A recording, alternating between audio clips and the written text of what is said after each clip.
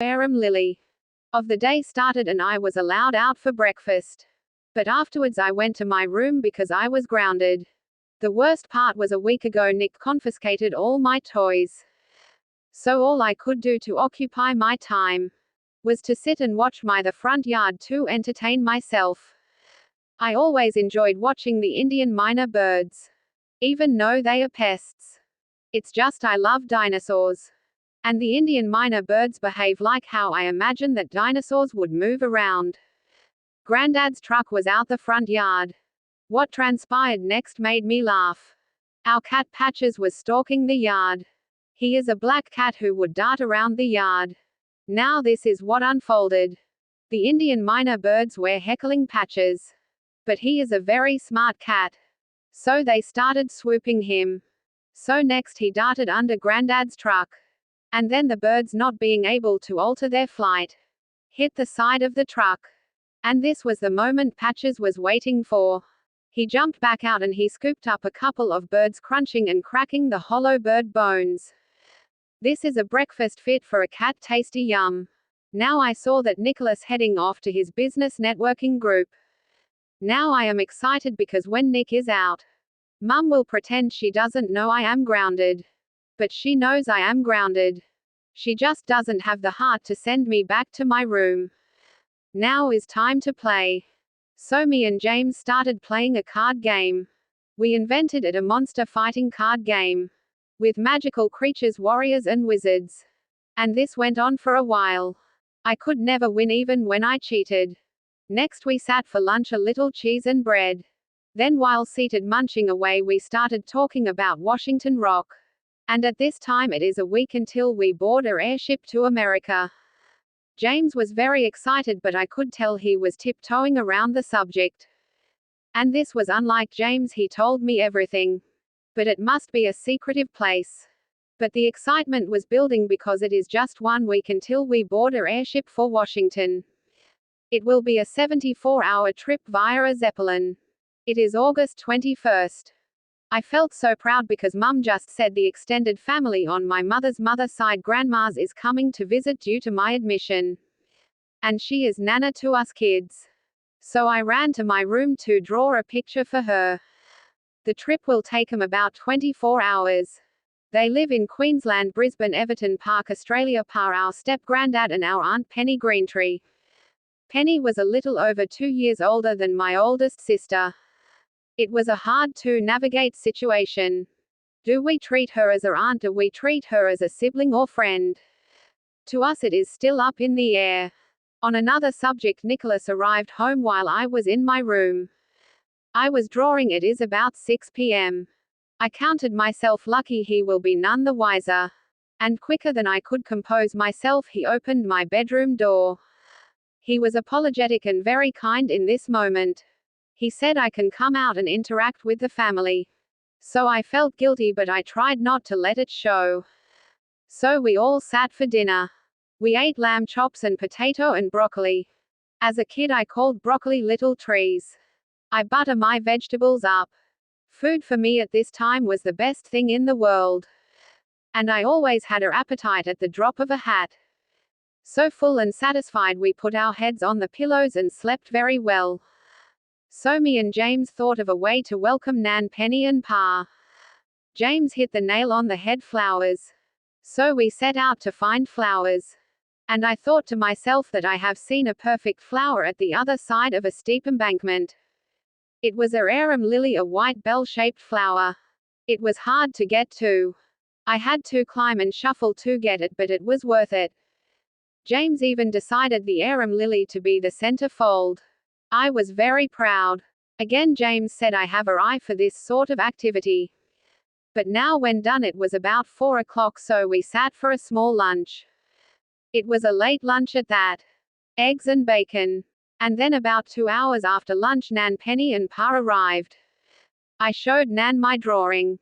It was a drawing of Mum. Pa always had an infectious energy about him. And he showed me that he had grabbed my nose. This was amusing, so I laughed and grinned. But I don't smile a practiced smile in front of a mirror. I smile a goofy but sincere smile that you know is genuine. Anyhow, with the latter part of the rest of the evening we made plans to go to the museum.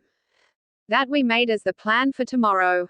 But now Nan prompted me to show her my philosopher's stone, and she pulled out a monocle and she spied my little white stone.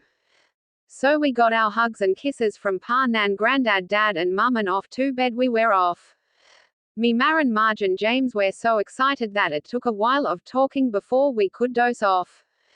In the early hours Grandad woke us for breakfast 5:30 a.m. We all rubbed our eyes and raced up to the dining room ready to eat, so we munched down some salted meats and bread. The table was full of conversation and catching up. Next we got on our outing attire, trousers, buckled shoes and waistcoats, our going out clothes. Mum took a look at us and adjusted our hair and made us look neater. And off we went. We packed into our motor vehicles and the cars headed towards the Sydney area. So each carload played I Spy to pass the time. And when we arrived we entered the museum. Hanging from the ceiling as usual was a skeleton of a blue whale. The largest whale of the ocean. And we walked kinda staggered due to the fact that each of us have differing interests. So I went with Grandad into the paleontology area with dinosaur fossils. Dinosaurs were my favorite scientific interest in my early life. Grandad always tried to follow my interests and bolster them also. And I perused and perused until lunchtime. Now with us all seated to refuel, Nan got up and got our attention. She had a special gift for me. It was a small bag with different stones. All the stones, she said, were useful to focus different energies, ki or chakra. Last year she gave this same gift to James, so it was about of a tradition at this point. Now after lunch all the adults decided that I need to check out the Powerhouse Museum close by.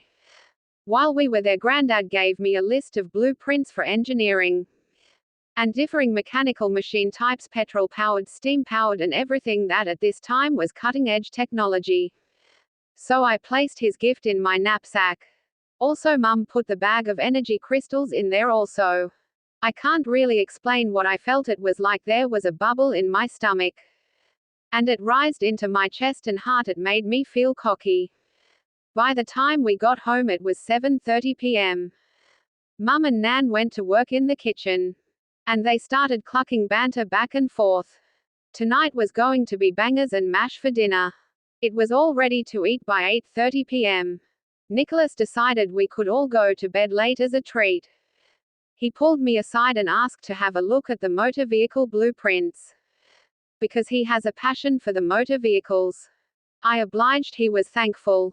The rest of the evening was a contest to see who could have Nan or Pa's attention the longest or the most. But 9:45 p.m. rolled by and it was bedtime. We grumbled a bit even though the day was perfect. Grandad stirred us at 5:30 the next day. Nan, Pa and Penny were out the front yard ready. Wave goodbye. Nan kissed me on the cheek and Pa grabbed my nose and told me I'd get it back when they would next see us. And I said smell you later then.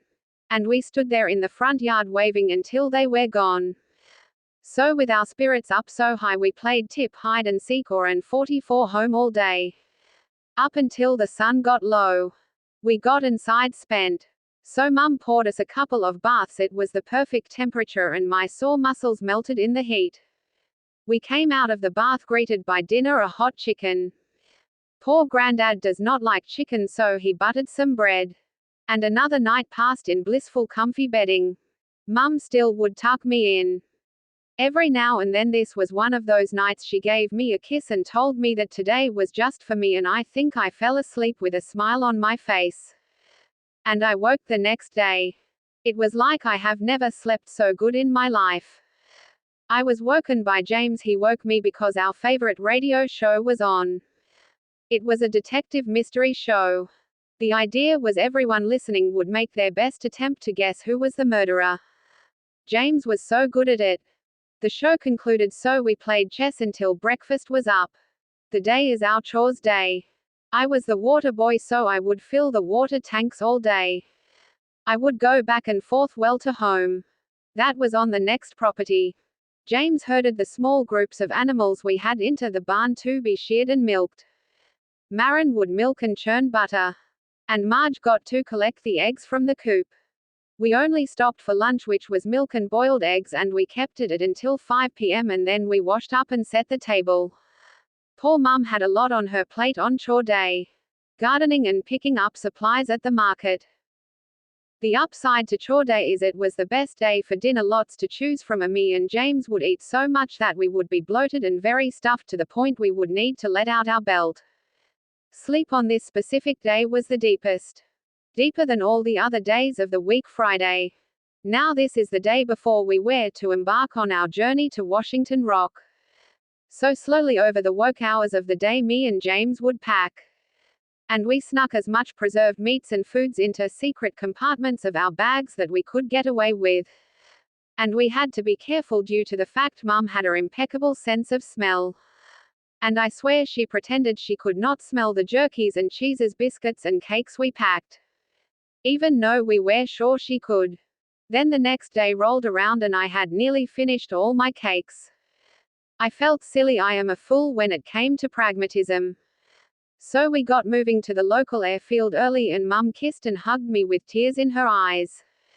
Then she waved as I boarded the Zeppelin. I never told anyone until I got older that I cried too.